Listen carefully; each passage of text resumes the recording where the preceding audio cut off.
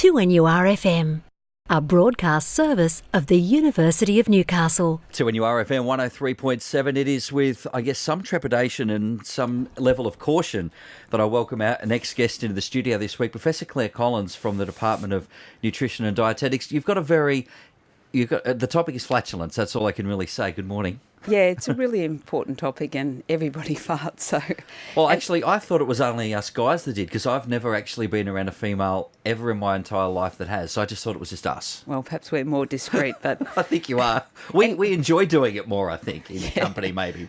Yeah. So where does it come from? Well, I thought it's worth talking about because everyone's interested but too embarrassed to talk about farting. But it's...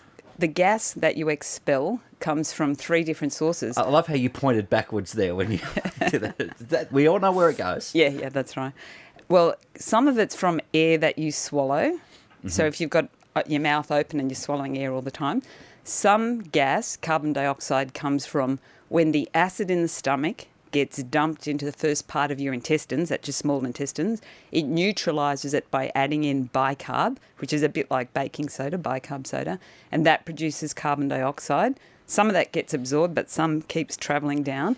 And most of the gases are produced in your colon and mostly by the bacteria. And the bacteria, they're healthy bacteria mostly, and they're kind of like scavengers at the garbage dump. And they're going, oh, yoo-hoo, what can I latch onto and break down and generate fatty acids that the body can use? But the byproduct of that is gas, and it's going one way. So they're kind of like the smart shoppers at the op shop, really. That's what they're getting, the last of the stuff before the rest goes out. Yeah, it's mostly helping your body. And what's interesting is that some of those gases can be reabsorbed, but more of them are actually expelled as farts. Now, it's so fascinating that I thought I might... Let's just do this as a quiz. You've got a quiz now. You've got a few questions. I have not seen these questions. I have no idea what's on your Yeah, and I'm interested in your response. So I'd like you to guess. Often is the answer. Yeah. No. It's not How much gas do you think people expel in farts per day on average? Have a guess. In mils? In mils, It's a volume of gas. Let's say, is 500 mils, is that close? Oh, that's not too bad. The average is about 700 mils, but it ranged from 500 mils, which is like two cups of gas, up to 1.5 litres. So what's that, 2.5? That's 6 cups of gas. I'm sure everybody's got a friend who's in the overachiever category when it comes to gas. But what I found fascinating, and I've got to tell you, I so enjoyed writing this. I'm writing this up as an article for The Conversation, and I'll let you know when it appears. But can you imagine recruiting volunteers to come in your lab to trap their farts? And that's what they actually did. They got 10 volunteers. That's interesting, because it's not like you can't just do that on cue. No, they had to stay for 24 hours. They set them up in a special device that captured all of their intestinal gas, used a rectal catheter, which doesn't sound particularly much fun. No, it does not. And they were allowed to move around in the lab, but they captured all of their gas and they taped it in place to make sure it didn't move. And they even had some of them volunteer for an underwater experiment where they sat them in a water bath to make sure none of that gas was getting away. Anyway, next question. How many farts do you think people have on average per day? 7. Do you count this or something? No, you asked the question. Am I right? Average is 8. And in this experiment, it varied between 6 per 10 per day. Okay, so what... of the gases that are produced, and this is the descending order, hydrogen, carbon dioxide, sulfur gases and methane, which one do you think smells the most? I want to say methane. I think that's the obvious one. So it might be a trick question, but I'll go with methane. No, it's actually the ones that have got sulfur in them.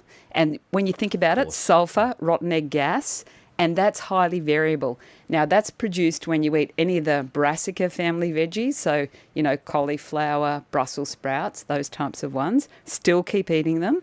You just mightn't make many friends. Just not before you go out to dinner with... But interesting, not everyone produces methane, only about 1 person in 3. And there's a lot of recent research looking at how methane affects your overall colonic health. Now, do you fart when you're asleep? Yes. I reckon, yeah. Yeah, that's right. You do, but you produce half the amount of gas per hour compared to when you're awake. So it drops from around 30 something mils per hour down to only about 16. Okay, now, can you hold in a fart? Oh, yeah? For a while? Not for long. No. You can, but if you try and hold it in for too long, your body will try and reabsorb some of it, or some of it will be pushed back up your colon and give you some distension and discomfort, but it will eventually explode out the other end. Now, what's really interesting about that is when you're on an aeroplane, you fart more. And the reason for that is because there's a lower pressure. So if you think about like a big suction, your body wants to release the gas more, and also gas expands at lower pressure. So you've got a bigger amount of gas.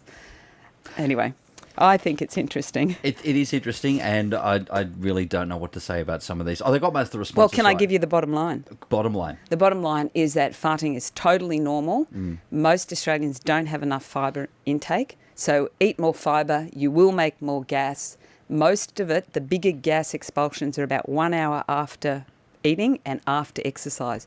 So if you've got a really important meeting or an important date, don't eat just before an hour before you go in. Or exercise. Or walk there. Or walk there, catch the light rail or something. Yeah. Claire, a very interesting topic. And ladies, it is normal, okay? Not just for guys, but thanks for coming in. Yeah, pleasure. And I'll send you the link when it goes live. There she is, a professor of flatulence today, Claire Collins, joining us on 2NURFM.